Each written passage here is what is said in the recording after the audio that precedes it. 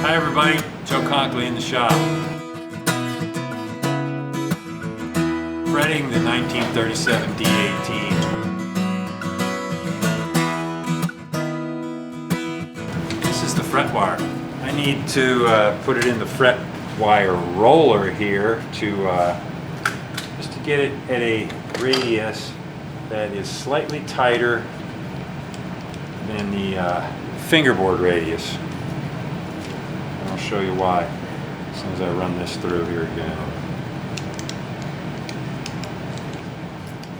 And the reason is, first thing I'm going to do is cut it to size with a slight overhang.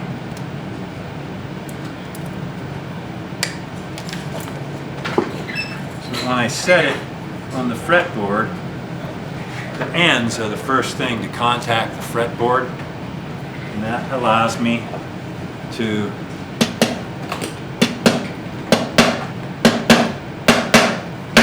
do that. Tap in each end. Now the middle, as I tap the middle down, those ends are going to stay in, because keeping the ends seated is one of the more challenging things. So.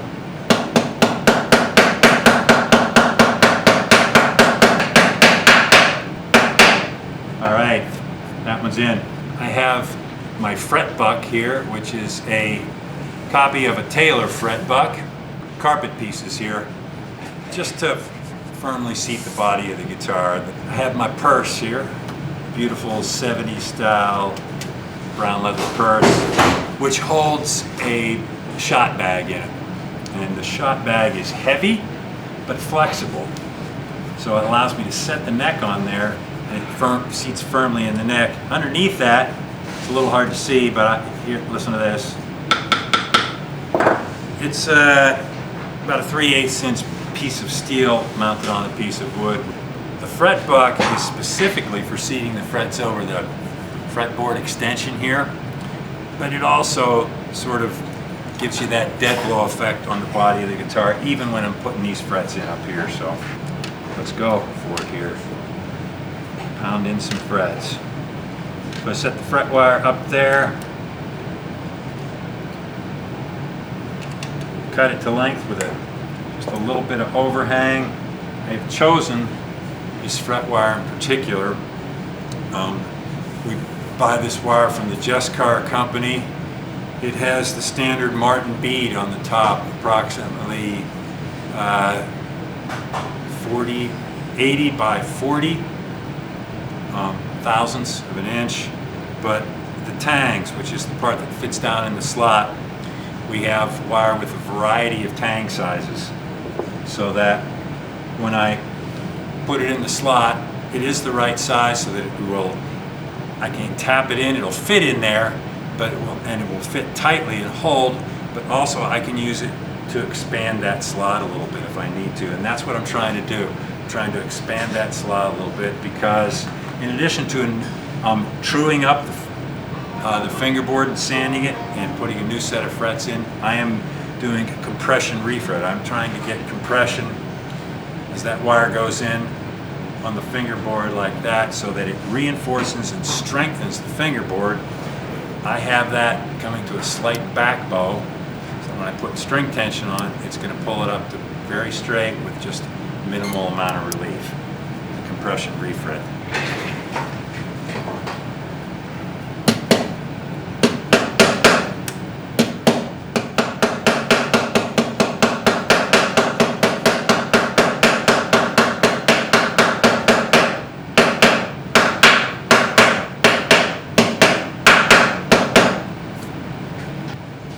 Have a notched straight edge from the Stuart McDonald company. It's pretty much for this standard 25.4 Martin scale. Well, that's the standard number that most folks throw out for the Martin's Dreadnought scale. It's actually 25.34 is the actual from the front. From the nut to the middle of the 12th doubled, but the 25.4 is a approximation of where the high E saddle slot is placed, so that you have that scale length. plus a small amount of compensation for the size of the string and the fact that the string sits above the fret. And when you fret that note, any notes, you pull the string down and stretch it and actually raise the pitch of it a little bit. So anyhow, put my not straight edge on here, and I have my handy dandy feeler gauge here. Before I started, there was around 5 thousandths back bow in the fretboard, and I expect that to increase a little bit as I go through the fretting process. Yeah, and it already has. There's the 5 thousandths slipped in very easily. I'm going to check it for 9 thousandths. Yeah, and that's right about where I need to be, because I did some calculations on the fretboard before I started the process. I looked at how much bow was in the neck when it was up to string tension.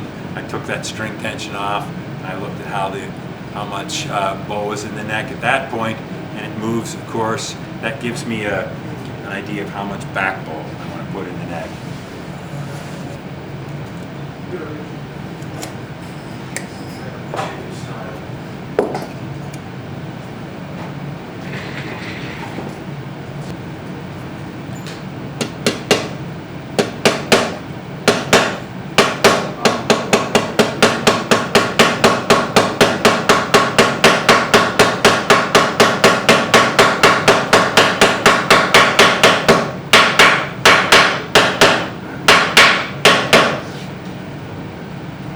I'm looking very closely at how well the fret is seated. Ideally, I want each one to be seated exactly the same, straight down to the fretboard, so the only thing sticking up there is that mushroom, and there's no gap here on either side of the fret.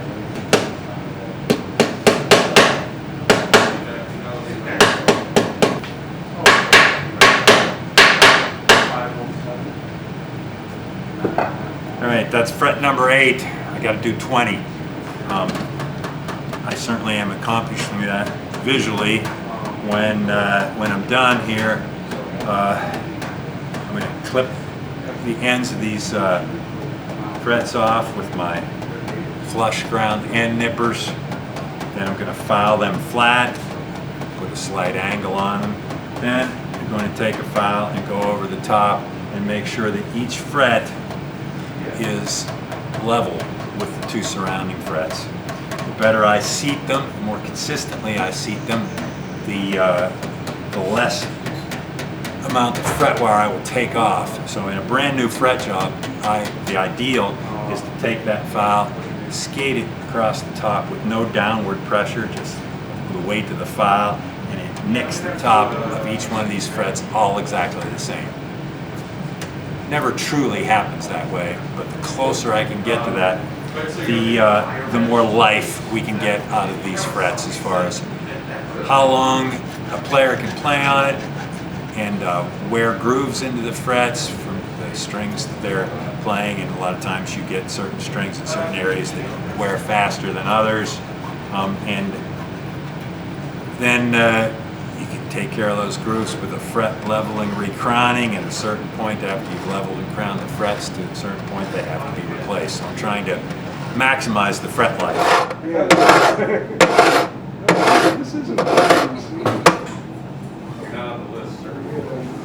All right, that's it. The frets are in, the ends are nipped, filed, topped off, seated well.